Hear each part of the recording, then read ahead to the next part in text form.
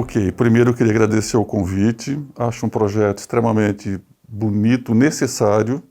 Espero que durante a minha fala eu até justifique o porquê necessário, né? Eu sempre defendi a ideia de documentar a história, registrar a história, para que essa cultura pudesse ser conservada e repassada.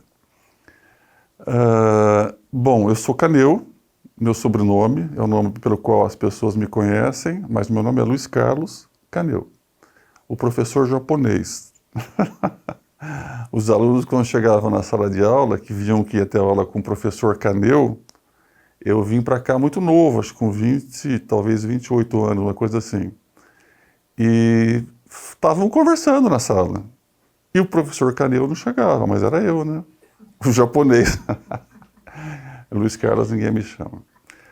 Eu me formei aqui na antiga Fundação Educacional de Bauru, em 80, já faz um tempinho. E fiz psicologia, licenciatura e a formação de psicólogos, né? Mas eu sempre tive interesse de continuar. Eu queria fazer mestrado, doutorado, mas eu tinha para mim, acho que a minha opção foi a correta, eu tinha para mim que era importante eu sair da universidade, ter vivência lá fora, fazer o mestrado já um pouco mais maduro. E foi assim que aconteceu. Eu fiz estágio numa instituição de ensino aqui em Bauru, e no final do tempo de estágio eu fui contratado. E contratado com uma perspectiva de, na época eu seria, acho que era orientador técnico que eles chamavam o nome do cargo, né?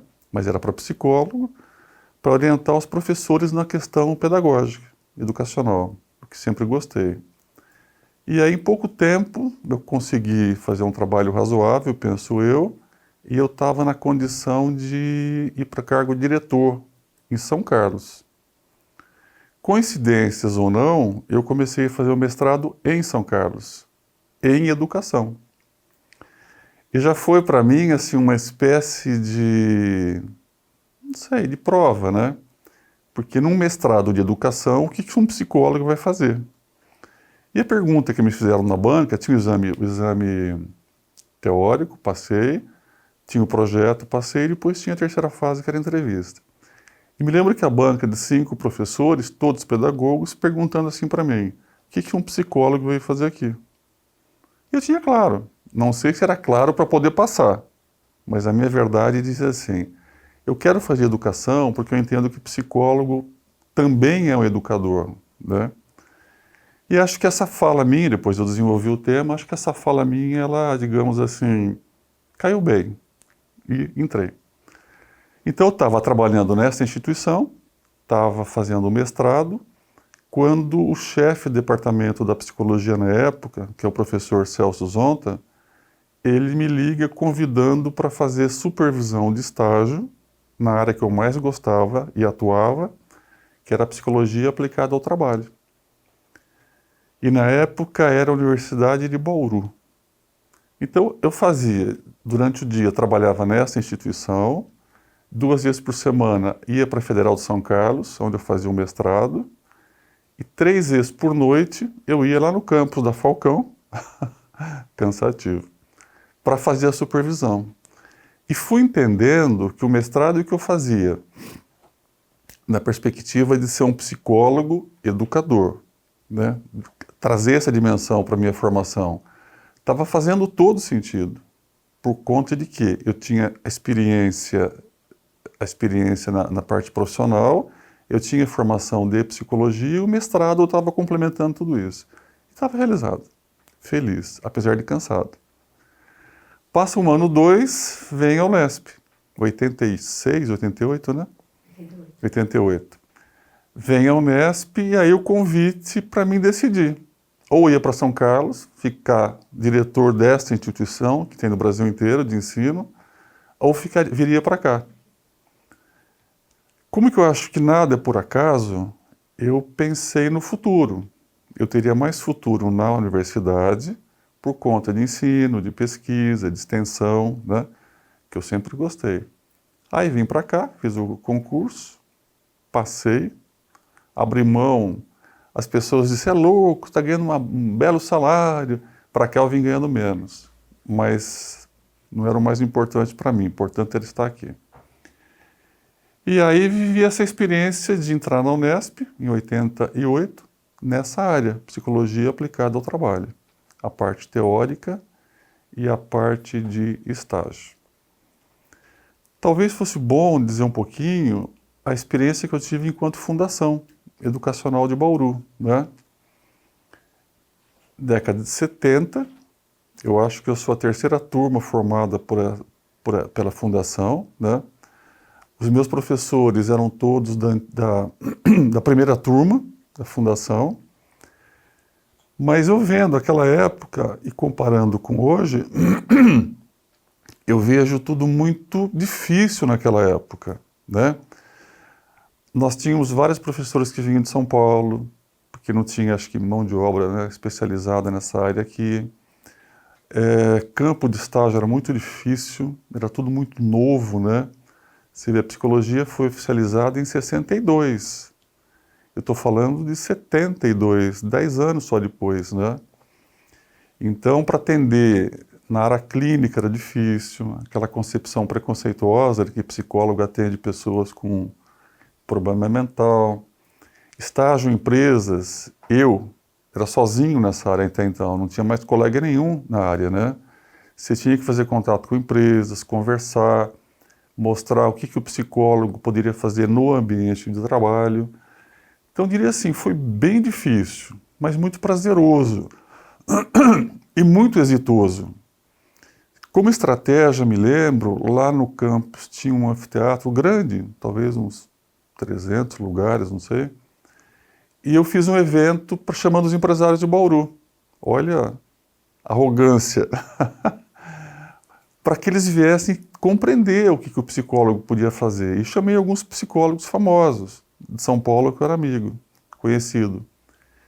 E foi muito legal, porque através desse encontro, eles começaram a entender o que o psicólogo poderia fazer na empresa.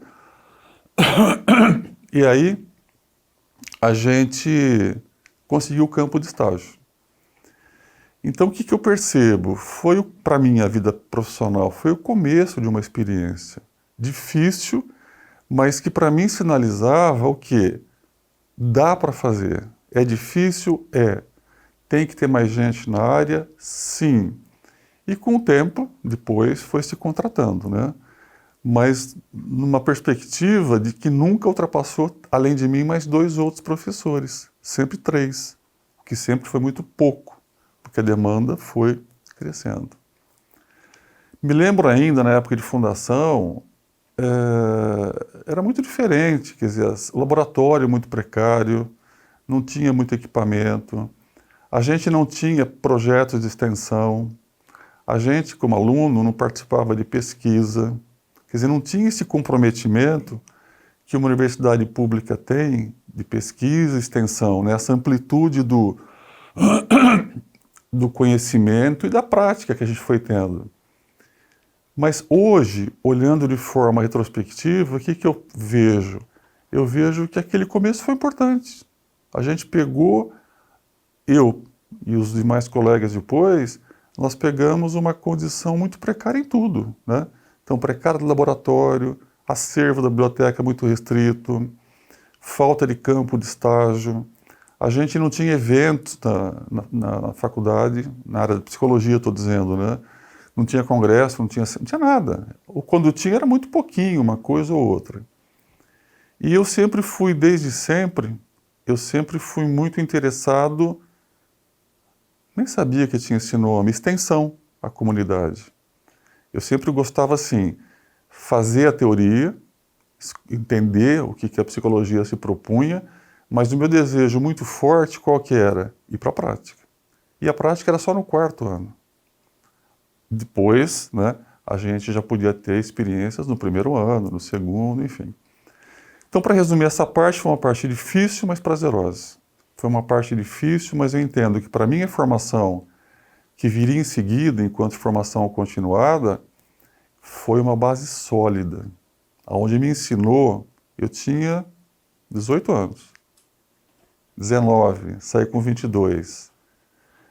Me ensinou que o exercício da batalha, o exercício do fazer, o exercício de não se acomodar diante do difícil, mas realmente encontrar forças para superar, foi lá que eu aprendi.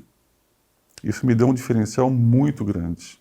Reconheço assim e agradeço aquela experiência, né?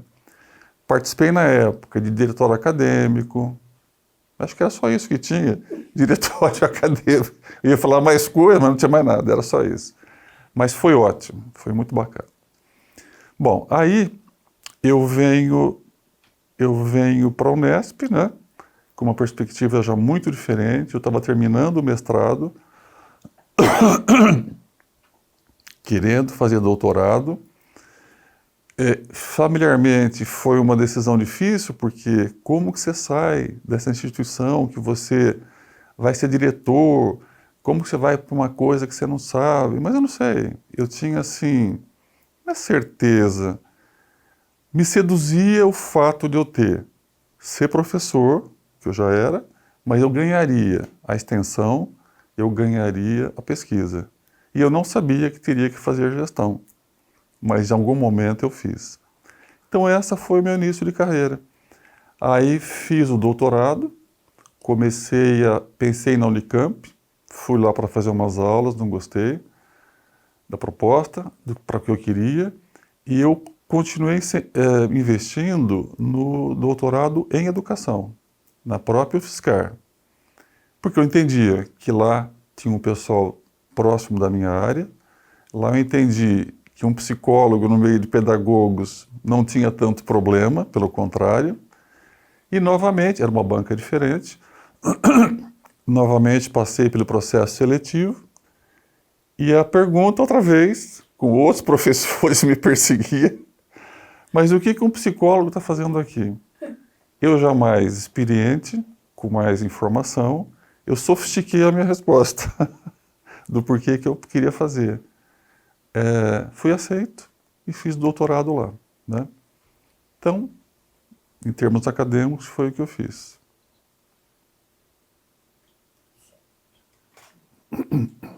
Tem algum fato marcante que você gostaria de relatar sobre sua trajetória profissional dentro da Unesp e, ao mesmo tempo, quais foram os cargos que você, as funções que você exerceu dentro, né, da Unesp e, então, você dizer pra gente sobre sua trajetória e sobre fatos marcantes nesse período. Isso para mim é fácil. É fácil relembrar porque, assim, eu fiquei muito orgulhoso de estar na Unesp. A instituição que eu estava era bem famosa, no Brasil inteiro. Mas quando eu comecei a viver a realidade Unesp, onde eu já começava a entender que eu tinha que dar aula, tinha que fazer pesquisa, tinha que fazer extensão, eu me lembro que quando falou extensão, eu brilhei por dentro. Falei, extensão? Eu já posso fazer então? Pode. E sendo muito sincero, a minha paixão sempre foi ensino e extensão.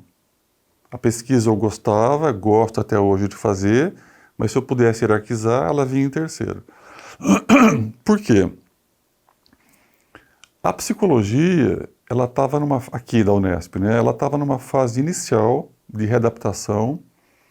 Muitos professores, eles não estavam enquadrados ainda no padrão Unesp, ou porque não tinha mestrado, ou porque não tinha doutorado. E então foram tempos turbulentos, no sentido de reorganizar. Nós não tínhamos um departamento para psicologia, era um prédio onde tínhamos vários departamentos todos juntos, onde nós tínhamos uma sala para psicologia, então era um amontoado de pessoas, né? As condições eram bem adversas. Eu continuava fazendo doutorado, então eu tinha que dar aula aqui, fazer extensão pesquisa e viajar para São Carlos, lá na Federal, onde eu fiz o doutorado. Mas para mim estava bom, eu gostava, eu vivia o tempo todo aqui, né? Por obrigação de carga horária, mas porque eu queria pensar em projeto de extensão, que é uma coisa que eu gostava. E felizmente eu fui fazendo uma leitura a partir da minha experiência enquanto instituição antes da Unesp que eu trabalhei.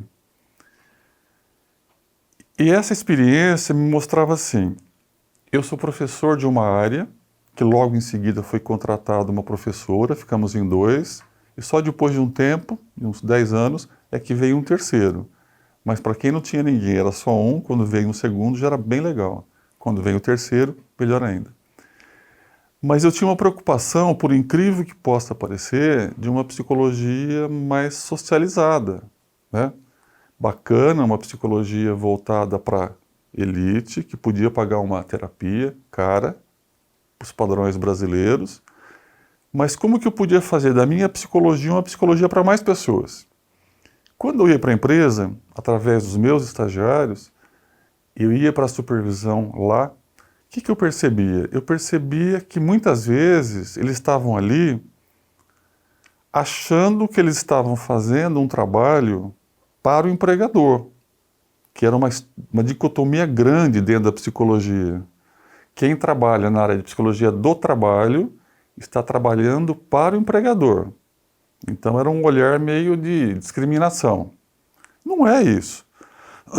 É óbvio que em se trabalhando o funcionário, se ele produz mais, rende mais, tudo isso, lógico que faz bem para o empregador. Mas eu estou lá como psicólogo trabalhando a saúde mental dele, vendo as condições do trabalho, o que não está bacana naquele ambiente e tentando, junto à direção, aos donos, os diretores, condições melhores de trabalho. Então eu estava satisfeito. Eu não estava entendendo que eu estava a serviço do empregador, mas eu não excluía que ele teria benefícios, óbvio. O mundo é capitalista, melhor estar lá dentro para fazer alguma coisa do que ficar aqui fora criticando e deixar o trabalhador passando os perrengues todos, né? Bom, e assim eu fui conseguindo campos de estágio bem importantes aqui em Bauru, grandes empresas, instituições. Erroneamente se pensava muitas vezes que esses estagiários estariam só em empresas capitalistas. Não, estavam em hospitais, estavam em asilos, estavam em hospital psiquiátrico, estavam em banco, estavam em indústria, estavam em comércio. Quer dizer, aonde eu percebia que tinha um espaço e tinha condições de trabalho que eram para nós permitidas, eu entrava. E entrava com um plano de trabalho. Não era deixar o aluno nas mãos do empregador predador, digamos assim. A gente criava um plano simples. Era fazer um diagnóstico e, em seguida, um programa de intervenção planejada. Com olhos de psicologia, não de administrador, de economista, de nada, né? O que era muito bacana, porque os alunos tinham um plano de estágio aonde olhar para a organização com olhos de aprendiz, mas com a supervisão de profissional que era eu. Eu ia para a empresa muitas vezes, olhar com eles. E quando se compreendia aquela estrutura, o que poderia trazer risco à saúde física e mental desse trabalhador era a nossa praia, né? E foi muito legal. Eu, gostando de extensão, tive a ideia de fazer essa discussão com o CRP de Bauru, na época, Conselho Regional de Psicologia, que, por sua vez, abraçou a ideia e eu disse assim, depois de um tempo, se eu conseguir ter bastante experiência nesse campo aqui, Bauru e região, e quando eu falo região, a região foi se expandindo, porque nós tínhamos alunos que era de Ribeirão Preto, tinha alunos da Bahia que faziam aqui, tinham alunos de São Paulo, e muitas vezes, como o estágio era no quinto ano, né, eles faziam estágio nas cidades de origem. Então eu comecei a ter experiência de gente da Bahia, de gente que morava em Campinas, Ribeirão Preto, São Paulo, a micro-região de Bauru. E o que eu fui percebendo? Percebendo que tinha campo para o psicólogo ali dentro. E com prudência, com zelo, com cuidado, a gente foi entrando. E fazendo o quê? Programas preventivos com relação à doença mental provocada pelo trabalho. Na época, a gente não tinha, como se diz, instrumentos da psicologia que provavam o nexo causal entre condições de trabalho e doença mental. Não tinha. A gente tinha que fazer no clínico, no olho, buscar informações, hoje já se tem, né? Hoje você consegue, inclusive, aposentar alguém pelas condições de trabalho que provocam doença mental. Olha como a ciência evolui. Então, a pesquisa maravilhosa. Hoje você tem instrumental, né? Mas lá atrás era tudo raiz, era tudo basicão, né? Quer dizer, você tinha que olhar, o aluno não compreendia, trazia a demanda, eu analisava e voltava para a empresa para observar o que ele tinha observado. O que eu percebia? Realmente. E era sentar com o diretor, com o dono, com o gerente, para tentar a intervenção. Muitas vezes conseguimos, muitas vezes não. Então, nesse período, veja, muito no comecinho de Unesp aqui, né? 88, 89, eu fui ficando cada vez mais interessado pela extensão, porque era a psicologia posta a serviço de quem não teria condições de ter contato com a psicologia. E a partir disso, eu fui entrando em contato. Por exemplo, o CRP foi um grande parceiro. Essas experiências de estágio, a gente lançou um livro pelo CRP, São Paulo, aonde era o que pode fazer o psicólogo do trabalho. Lançamos o livro em São Paulo. E aí, esgotou a primeira edição, o CRP que bancou. Percebe a estratégia? Precisava envolver um órgão de categoria, porque isso circulou no Brasil inteiro através das regionais, e eu achei que era importante Bauru e região ter acesso. Aí fizemos parceria com o Jornal da Cidade, na época era um jornal forte aqui em Bauru, que tinha uma coluna dominical chamada Recursos Humanos. Conversando com o gerente lá do jornal, expliquei o projeto, ele concordou e passou a publicar um domingo era semanal? Semanalmente, aos domingos, um desses artigos que estava no livro, a gente transformou para uma linguagem jornalística. E foi um sucesso. Por quê? Bauru e região lia muito esse jornal, teve acesso a essas informações e começaram a ligar. Ah, será que a gente pode conversar para ter um estagiário aqui? Então, o que eu fui vendo? Eu estava correto, né? A extensão traz cúmplices. A extensão faz com que se saiba o que a gente faz. A pesquisa é importante, lógico, mas para um outro nicho, né? É para criar intercâmbio com universidades locais, internacionais, mas o dia a dia, o arroz com feijão, a extensão mostra. E vai criando o quê? Vai criando cumplicidade com o curso, vai desmistificando aqueles tabus que a gente tinha, psicólogo é para louco. Não, eles iam vendo que o trabalhador que adoecia mentalmente por depressão, talvez não adoecesse mais. Então, para o empregador, a gente tinha essa perspectiva de convencimento. Para você é um custo menor, percebe? E o trabalhador, saudável. Então, eu fico muito feliz com isso. Feliz porque, assim, com todas as dificuldades que lá atrás eu aprendi, na época de fundação, não adianta reclamar. Só piora. Pensa, usa a inteligência que a gente tem e faz. E vai acertando. Então, Sandra, o meu grande legado, se eu posso chamar assim, para mim grande, né? Foi fazer muita extensão. Extensão internamente para o campus e extensão lá para fora. Eu não sei se eu me aprofundo nesse tema de extensão, tem bastante coisa. Você diria que esse foi o fato mais marcante ou teria algum fato que aconteceu durante essa trajetória que você poderia citar como o mais marcante para você? O fato mais marcante vai ser difícil, porque eu vou falar alguns, que eu me lembro aqui. A gente estudava dois autores da psicologia do trabalho, autores muito importantes. Um ficava na Bahia, na Universidade Federal da Bahia, e o outro na Universidade Federal de Santa Catarina. Os alunos liam, extremos, e a gente falava muito deles, lia o texto. Até que um dia eu pensei assim, por que não ligar para eles? Vou começar com o da Bahia. Antônio Virgílio Bittencourt Bastos. Liguei para ele, me apresentei, disse que a gente usava os materiais, né? E era e é um profissional extremamente reconhecido pelo Conselho Federal de Psicologia. E ele veio para Bauru. A gente fez não sei o que era aquilo, encontro, seminário, porque muita gente, fora nós aqui, não o conhecia, né? Os demais locais que tinham psicologia, acho que não conheciam. Mas ele veio, simpatia. Gostou do que viu, fez, e a gente fez uma amizade muito interessante. Se encontrar em congresso depois, trocar as figurinhas, não sei o quê. Falei, vamos chamar outro, de Santa Catarina, quem sabe vem. E veio. Uma segunda vez veio ele. Aí veio uma terceira do Rio de Janeiro.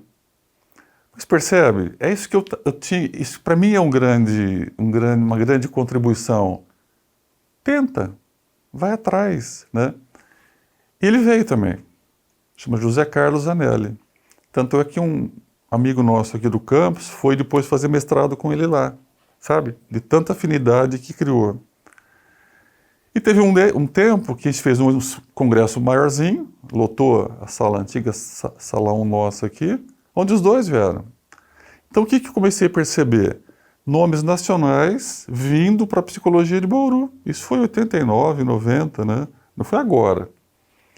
Então acho que esse foi um fato bastante marcante, assim como, dentro da área de extensão ainda, eu pensava assim, os nossos alunos precisam ter, da psicologia, precisam ter acesso a várias formas de psicólogos enquanto atuação.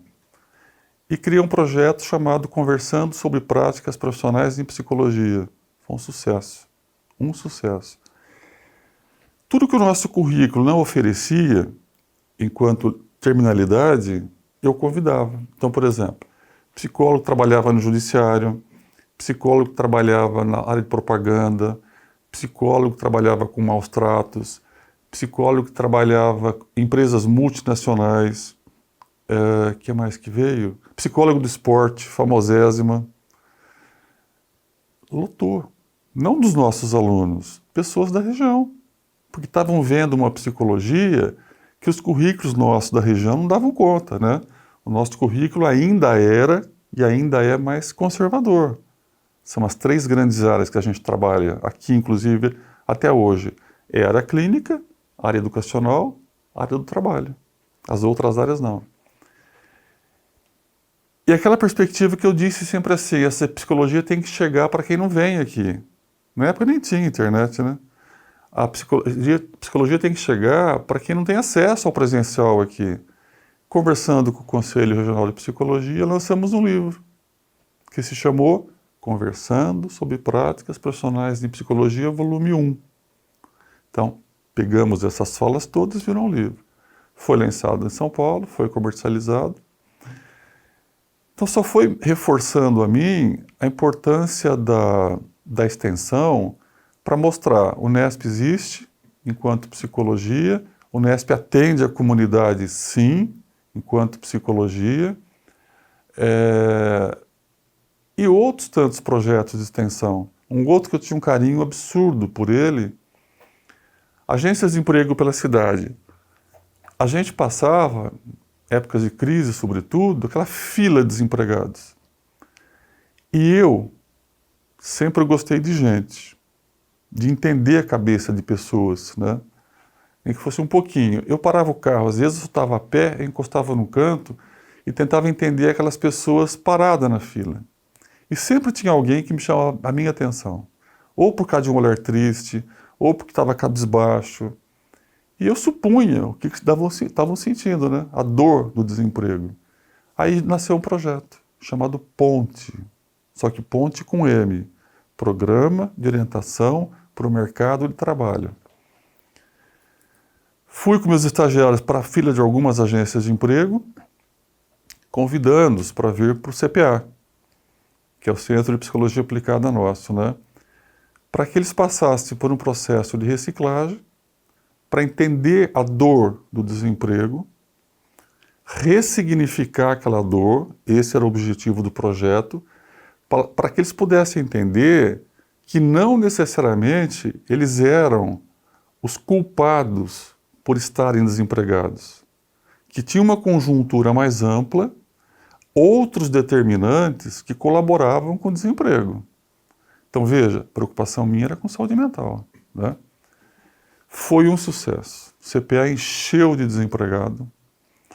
E nós tínhamos o passe que a gente oferecia, né, para poder eles virem aqui. E por muitos anos ele funcionou. E esse nome Ponte, veja que não é ponte com N, é ponte com M. Para ter essa sigla, Programa de Orientação para o Mercado de Trabalho. E a ideia é que eles atravessariam uma ponte da situação atual para uma outra situação. Era um programa de 30 horas de duração, toda semana, onde, no primeiro momento, eles falavam a tristeza do desemprego, aí o nosso trabalho era ouvir todos para dizer assim, ok, a gente respeita esse sentimento, entretanto, tem outros determinantes. Tem a conjuntura mundial, macroeconômica. Era bonito ver. Era uma terapia de grupo, porque eles... Eu achei que era eu. Todo mundo me culpabiliza, dizendo que eu sou responsável, que eu não consigo, que eu não batalho. Eu saio toda semana, de segunda a sexta de manhã, eu não sou vagabundo. Nossa, olha, me arrepia. Lindo. E a parte seguinte do projeto era a gente traçar com cada um estratégias de acordo com a necessidade de cada um, sabe? E depois de um mês, eles voltavam para relatar se conseguiram ou não. No primeiro momento, quando fui ver a lista das pessoas que deveriam voltar, eram grupos de 20, era o máximo que a gente entendia por grupo, isso vários grupos. Tinha 6, 7 só para voltar. Nossa, foi um fracasso, ninguém se interessou. Não, os outros justificaram para o CPA que eles estavam trabalhando, não poderiam vir naquele horário. Quer dizer, conseguiram emprego. E aqueles que voltavam disseram, não consegui, vou mudar de Bauru, e a gente retrabalhava com eles e pedia para voltar daqui a um mês. Aí eles tinham alta. Então esse projeto marcou muito. E para o CPA a gente foi mostrando, porque veja, Centro de Psicologia Aplicada, não é um centro de terapia. O conceito que se tinha era que era um centro para atendimento de terapia. Não. Era para atender a área educacional, área do trabalho, desempregado, bebê, percebe? Desculpa, só interromper um pouquinho. Você participou da criação do CPA, se não participou, mas você participou da gestão, depois quero que você fale um pouquinho disso. CPA, participei da criação, os docentes, foram meus docentes lá na época da fundação, né? Bonito, né? Pessoas que daquela época vieram, tinham toda essa expertise, e alguns tiveram experiência nos Estados Unidos, enfim. E participei do grupo que sentou para conversar como seria o CPA. Desde a questão física, que era o sonho, né? Era o sonho ter um prédio. Aí pensamos nas salas de supervisão, pensamos na brinquedoteca para criança, o tanque de areia para as crianças brincarem, né? Um parquinho do lado do CPA. Foi muito emocionante ter participado de tudo aquilo. E mais emocionante quando foi dito, ele vai ser feito. E a gente dizia assim, mas será? Quando? Foi muito rapidinho. E a hora que a gente foi lá para inaugurar... Quando? Boa pergunta. 1900... Não sei. Começou aqui? Aqui. Aqui. O prédio foi aqui. Porque antes de ter esse prédio, nós tínhamos prédios alugados na cidade, vários. Arajú Leite eu peguei. O da Antônio Alves eu não peguei, é mais antigo, né? Mas esse aqui ficou um show de prédio. Só que rapidamente ficou pequeno, porque a demanda começou a chegar. Dificuldades? Ok, existiram. Muito longe para as pessoas chegarem, o campus ficava um tanto quanto retirado. E aí eu fui para a parte de gestão, né, que você perguntou, 1900... Meu Deus do céu, estou ruim de cabeça. Eu fiquei até 90, eu fiquei 7 anos. 7 anos. Então, acho que 1980 e... Não, gente. Você não foi em 88? É. Então foi logo em seguida. Não foi. Estou confundindo tudo. Preciso pegar essa data. Eu fiquei até lá 2001. Então, 2001 menos 7, né? 95, Isso. Foi outra experiência que eu não esperava ter, mas nós tínhamos uma política de departamento de fazer rodízio, né? Chefia de departamento, coordenação de curso. Essas questões administrativas, eu participei de todas. Congregação, comissão de ensino, departamento, conselho de curso, conselho de pesquisa, conselho de extensão. Amei, porque eu entendi que nesses espaços eram espaços importantes para conquistar coisas, né? Então, eu tinha uma ideia que era um espaço burocrático. Não. É burocrático? Sim. Mas é um espaço onde você troca com os outros departamentos, né? Você leva demandas, você enriquece, sai enriquecido, então perfeito. Mas no CPA eu fiquei 7 anos. Entrei com essa perspectiva de ampliar atendimento. Então, por exemplo, o CPA ele fechava na hora do almoço, não abria de sábado. E como eu tinha esse grupo de desempregados, eu fui entendendo que para pessoas com esse tipo de necessidade, eram pessoas que não tinham acesso nunca ao CPA, porque estava fechado, a hora que eles podiam. Então, quando começou a abrir à noite, demandas dessa natureza puderam ser atendidas, né? E aos sábados também. Isso foi muito bacana. Detalhes assim que, digamos, aparentemente insignificantes, de mudanças. Nós não tínhamos um ponto de ônibus que parasse próximo ali na avenida do CPA. Até que o nosso vigia disse assim: professor Caneu, será que a gente não pode pedir para trocar o ponto de ônibus? Me alertei. E conseguimos trocar. Aonde foi trocado o ponto, as mamães com bebês, dia de chuva, descia muito mais rápido. Então, essa minha vivência organizacional me ajudou muito no CPA. E acredito que tem ajudado muito para o CPA, né? Então, readequamos prédio, no sentido assim, fecha aqui, abre ali, né? Para ter condições de trabalho mais adequadas. Foi muito interessante. Você falou da questão organizacional.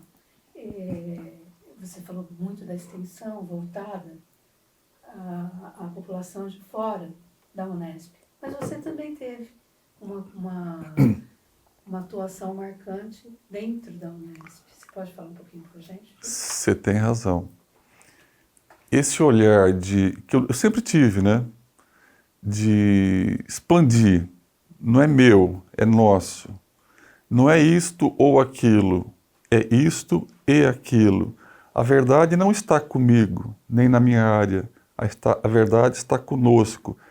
Essa sempre foi minha característica. Então, eu não podia olhar para fora e esquecer de olhar para dentro. E aí a gente começou a buscar espaços, né, de inserção do estagiário. Cresceu tanta essa demanda que a gente teve estagiários não só na Faculdade de Ciências, mas nas 3 unidades acadêmicas e na G, em todas tinha estagiário. Para fazer o quê? O mesmo trabalho que se fazia lá fora. Um olhar diagnóstico e um programa de intervenção planejada. Fora isso, a gente começou a assessorar várias diretorias da FC, da G, não me lembro, acho que não, mas mais da FC, no sentido de assessorar, quando necessário, para um olhar de reorganização, às vezes, de cargos, né? De troca, de função não, troca de local de trabalho, em função de necessidades da pessoa. Isso foi muito importante, eu entendo. Porque um trabalho que alguém faça sem significado, um trabalho sem sentido, gera um monte de consequências. Então, toda vez que você podia realocar para satisfazer o interesse da seção do departamento da pessoa, ótimo, né? Tivemos parcerias muito importantes, definitivas para esse trabalho dar certo. E lá nasceu a ideia de a gente criar um setor. Tanto é que a sigla era com S, Setor de Desenvolvimento de Pessoal, ou de Pessoas. Ou poderia ser com C, CDEP, um centro. Em princípio, o diretor da unidade naquela época colocou isso dentro do departamento de psicologia, né? E ficou assim. Houveram tentativas por vários anos, mas o que a gente precisava a gente não conseguiu viabilizar, que era um espaço. E para a gente foi tocando. O que é importante era o fazer. Então, essa extensão internamente foi muito forte. Desde curso de formação de lideranças para chefias, cursos de saúde mental no trabalho, plantões psicológicos para a gente atender funcionário que tinha problemas no trabalho, em caráter sigiloso, sem identificar a pessoa, né, para não ter problema. Tentamos melhorar o processo seletivo. Quando junto à reitoria, a gente conseguiu por um tempo, acrescentar entrevista psicológica nos processos seletivos, por entender que existia uma forma de fazer o processo seletivo, mas não tinha o contato com o candidato, né? Esse contato sempre foi muito importante. E fizemos vários projetos. Eu só vou dizer o nome, porque para me alongar fica talvez, né, um pouco desagradável, mas tivemos um chamado Psicopapo, maravilhoso, que eram palestras da psicologia, papo, né, de bater papo. Na sala 1, lotava. Para falar sobre estresse no trabalho, ansiedade no trabalho, depressão no trabalho, preparação para aposentadoria, que foi um projeto forte que eu tive aqui o tempo todo, sabe? 88, acho que foi a primeira turma. Por entender que se alguém passa por um processo seletivo, ele entra. Fizemos o projeto da endoculturação, que é andar pela instituição para entender a cultura, assimilar essa cultura e fazer parte dessa cultura. Tinha o desenvolvimento durante o projeto, o período que ele estava aqui, né? E lá na frente, quando ele saía, a preparação para se aposentar. Entende? Estava subjacente a essas práticas, esses projetos, o quê? Respeito, consideração por quem passou aqui. Tivemos um outro chamado Psicocine, usava do cinema para conversar sobre aspectos psicológicos. Foi outra coisa maravilhosa. E o que eu não consegui, não deu tempo, eu queria conseguir uma parceria para fazer um cinema, como a Unimep tinha na época, lá em Piracicaba, um cinema, bancado por empresas, né? Porque a gente fazia aqui com retroprojetor, tudo muito precário, né? Mas foi lindo o projeto. O cinema por si só, né? Tem uma linguagem lúdica, visualmente falando. E outros. Então, assim, não esqueci do público interno, amava fazer isso aqui, parcerias maravilhosas e o mais importante disso tudo, os funcionários talvez pensem, né, que a gente fez muito por eles e sempre do possível com os estagiários. Eles falando no final do curso, né, treinando e eu sempre junto para poder fazer a supervisão e depois ir melhorando as deficiências que pudessem existir.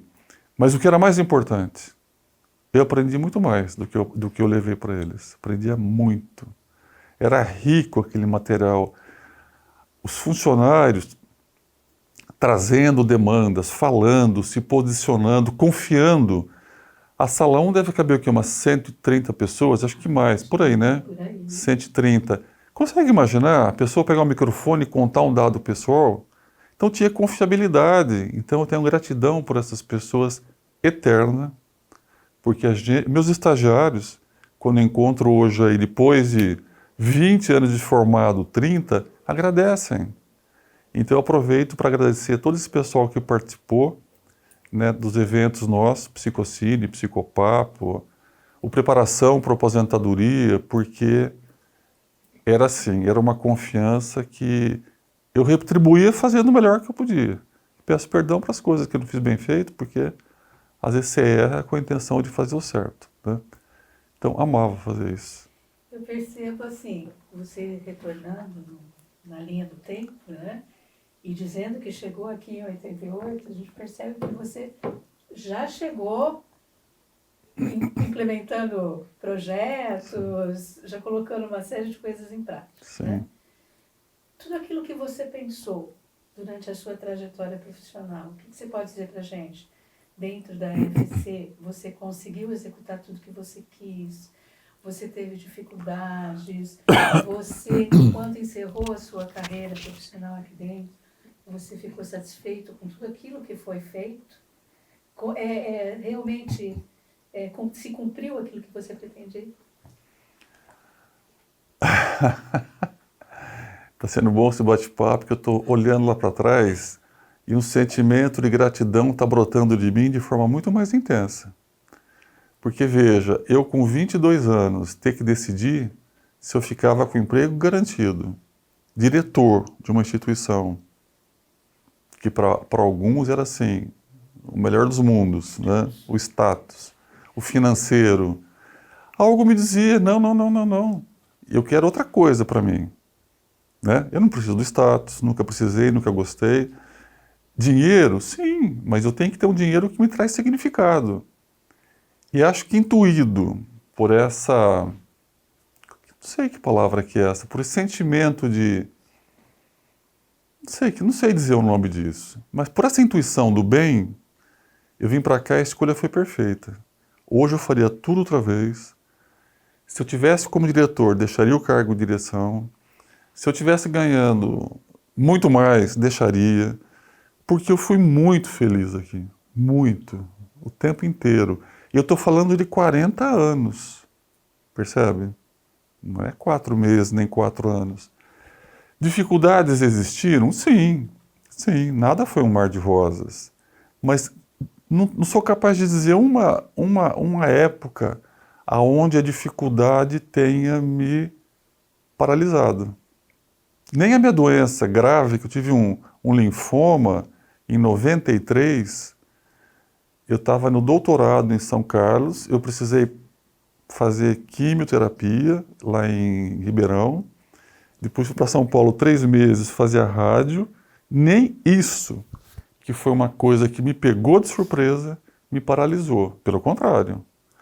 Eu tinha tanto amor por tudo isso, pela universidade, pelas pessoas, pelo que eu fazia, que eu cheguei para os meus alunos e disse, estou fazendo químio, eu ia para São Carlos, fazia o doutorado, ia para Ribeirão, fazia químio, voltava para Bauru.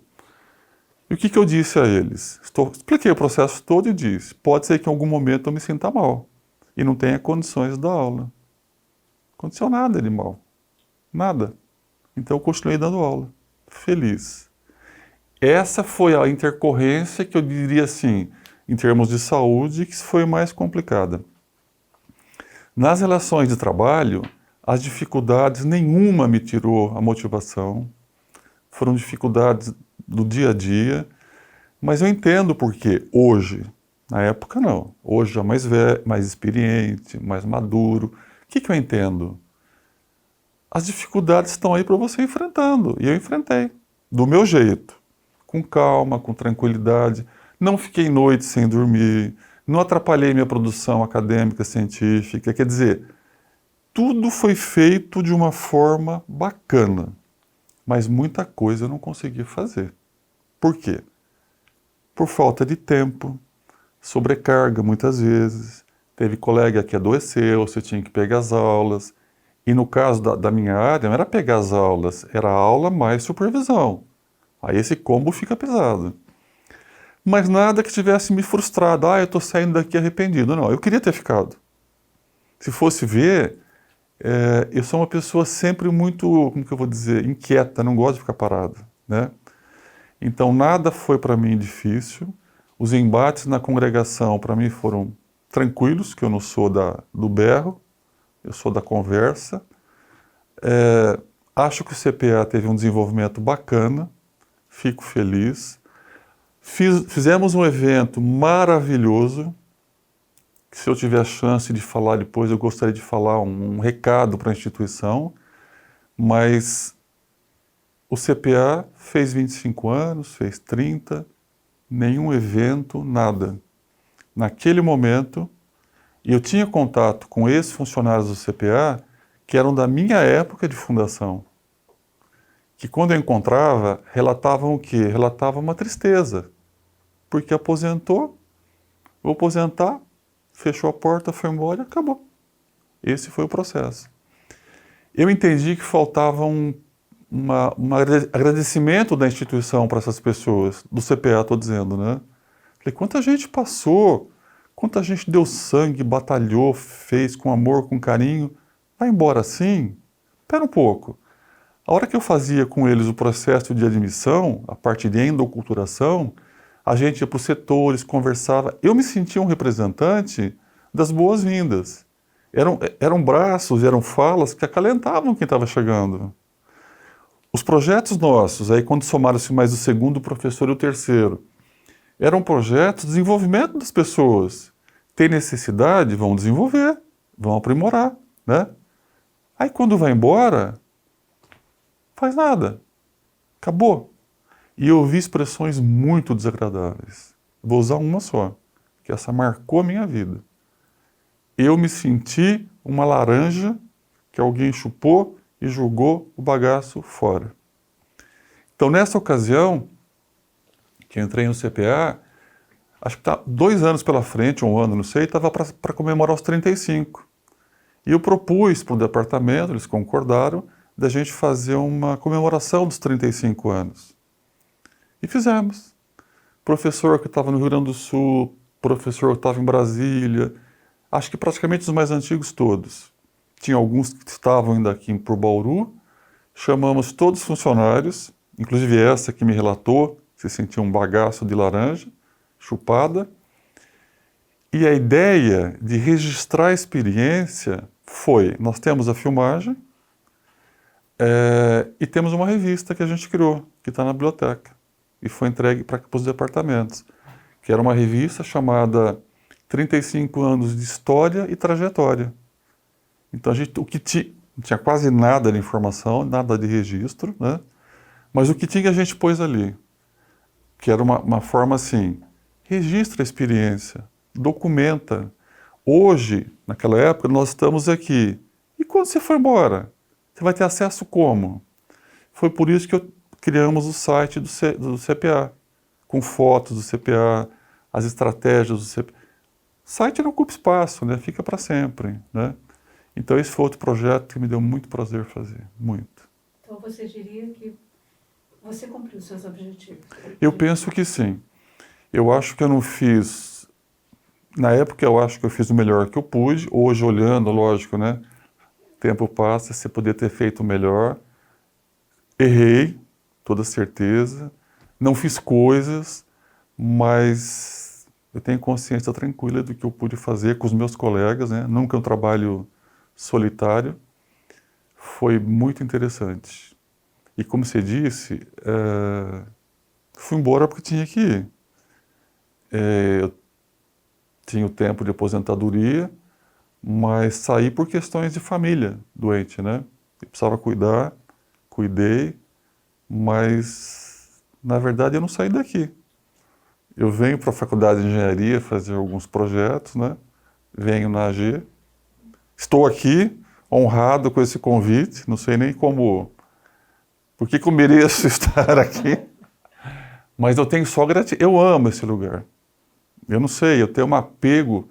Acho que eu entendo por quê. Eu cheguei com 17 para 18 anos. Minha vida está aqui. Eu tive um emprego só, nessa outra instituição. Entende? Então, gostei muito. Eu gostaria que você deixasse, nós gostaríamos, né, que você deixasse uma mensagem, né, para as pessoas que compõem a instituição, né? A instituição, na verdade, é feita de pessoas. Sim. Então, 55 anos. Nos 55 anos. Olha, em 55 anos, eu imagino, né, eu conheço um pouquinho. E essa proposta que eu vou fazer é uma reflexão e uma proposta que eu acho que, por gostar, amar, tudo que eu sou hoje é fruto desse local que eu vivi, dessas relações que eu estabeleci, dessas trocas. Encontrei aqui pessoas maravilhosas, pessoas que têm amor por isso daqui, pessoas que fazem, mas também eu, posso estar enganado, mas é o meu sentimento. Eu tenho muita, eu não sei que palavra que eu uso, muita necessidade de batalhar por algo que eu acho que faz muita falta. E eu percebo que nesses 40 anos de vivência aqui, o tempo inteiro eu acho que não teve, pelo menos da forma que eu acho que seria mais correta. para que futuramente as pessoas que estejam me vendo ou me lendo, né, para entender. Eu trabalhei sempre nessa área de psicologia do trabalho e por muitos anos dos conteúdos era chamado cultura institucional. Isso sempre me pegou aqui na universidade como sendo algo que está fazendo muita falta, na minha visão. O que eu chamo de cultura institucional? Sem querer ser teórico, mas só dando uma definição para a gente entender, a gente entende assim, eu e esses teóricos que são os estudiosos da área, né? Não existe instituição forte com cultura fraca. Para a instituição ser forte, ela precisa ter uma cultura forte. O que eu entendo por cultura forte? É instituição, organizações, no nosso caso, uma instituição pública, né? Muito mais, né? Na minha visão, precisa dessa cultura forte, que é ter clareza absoluta. Eu vou reforçar as palavrinhas. Clareza absoluta dos seus objetivos, dos seus valores, das suas normas, das suas regras. Não estou falando nada na dimensão burocrática. Se alguém quiser olhar dessa perspectiva, ela também existe, né? Normas são regras. É uma burocracia de um grupo civilizado, né? Senão vira barbárie. Agora, eu quero olhar para uma dimensão superior, mais complexa. Quando eu falo valores, normas, regras, etc., é para que esse conjunto de elementos deem condições dessa cultura ser visível aos olhos de terceiro, mas, sobretudo, ser também visível para a comunidade interna, para que ela possa sentir quais são esses valores, sentir quais são esses objetivos. Para quê? Para ser uma marra? Não, para se comportar de acordo com eles. É um código de ética, é um código de convivência. Eu não posso vir no serviço público, no caso de uma menina, por exemplo, com um shortinho de verão que você anda na praia. Percebe? Agora, a instituição tem que dizer. A instituição tem que dizer os padrões, né? E eu sinto que isso nunca houve. Ou se houve, houve sempre numa dimensão muito restrita. Eu vou dar exemplo, e essa era a minha fala durante 7 anos na congregação. Propondo trabalhos, propondo grupos para fazer o que eu chamava, e chamo até hoje, de revigoramento da cultura, porque a cultura ela é dinâmica, né? Você tem um logo, que às vezes esse logo é dinâmico, o UFC, por exemplo, né? Qual que é aquela ideia de ciência? Até onde eu lembro, é um dinamismo que a ciência tem. Eu lembro até que questionava o F é estático, né? Eu dizia, não, mas o F não pode ser estático. O F tem que ser, como se diz? Tem que ser dinâmico, também tem movimento. Mas aí eu não entendo dessa parte para falar, era só palpite. Então, qual que é a minha sugestão, o meu pedido, eu diria, né? Vamos cuidar da cultura institucional. Quando a gente coloca, por exemplo, na portaria 1, cadeiras velhas sobre a portaria 1, que um tempo existiam, coisa velha. A gente está dizendo para a comunidade externa e para a comunidade interna que a gente tem uma cultura. Olha que incrível. Mesmo que isso nunca tenha sido conversado. Nunca ninguém disse, nosso objetivo é botar entulho em cima da portaria 1. Ninguém disse isso. Mas ao colocar e a comunidade externa vê isso, o que a comunidade externa e a interna vai compreender? Que entulho se coloca onde eu quero. Amanhã, se você quiser pôr na porta da sala um entulho, você põe. Mas quem disse? Você tem que pôr na lixeira. Entende? Para começar a mudar a mentalidade das pessoas que estão aqui, funcionários, professores, sobretudo alunos que chegam novinhos, por que eu tenho que pichar o banheiro? Eu picho e fica tudo bem. Porque é público. Não. Eles têm que entender que por ser público, tem que ser um exemplo. É dinheiro público. Eles entendem assim? Muitos provavelmente não. Qual é a cultura que nós, Unesp Campus de Bauru, tem junto à comunidade? Pergunta. A gente, eu tenho certeza absoluta que essas pessoas que dizem o que dizem da gente, nós nunca sentamos para redigir esses objetivos. Ah, só poderia ser aluno da Unesp, quando tinha trote pela rua. Bêbado. Mas a comunidade está absorvendo essa cultura de que nós somos baderneiros. Como assim só pode ser aluno da Unesp? Olha o estigma. Aluno da universidade B, C ou D são todos comportados. Gente, por que isso? Então, o meu pedido é revigorar essa cultura. Os jardins nossos, como se diz, a zeladoria, tem que ser exemplar, não tem que ter mato grande, não tem que ter sujeira, não depende de tecnologia, depende de um ser humano ter no seu objetivo. Limpeza significa limpeza. Limpeza gera limpeza. Isso eu não vejo. Então, cultura forte é instituição forte. Cultura forte, então, é isso que eu acabei de dizer. E cultura fraca, o contrário, o que é? Objetivos que não estão claros, compromissos que não estão claros, metas que não estão claros. Se eu não sei que eu não... Aliás, se eu sei que eu não devo vir... Estou dando exemplos absurdos, né? Não estou dizendo que as pessoas venham assim, mas só com objetivo. Eu não venho de smoking trabalhar. Mas por que eu venho de bermuda para dar aula? Isso é um valor da instituição? Se for, tá ok. Não tem nenhum problema. Mas se não for, vamos conversar sobre isso, né? É um valor da instituição quando alguém se aposenta simplesmente não fazer nada. Nada. Para que alguém se sinta como uma laranja que foi chupado o caldo e virou bagaço, eu pergunto, custa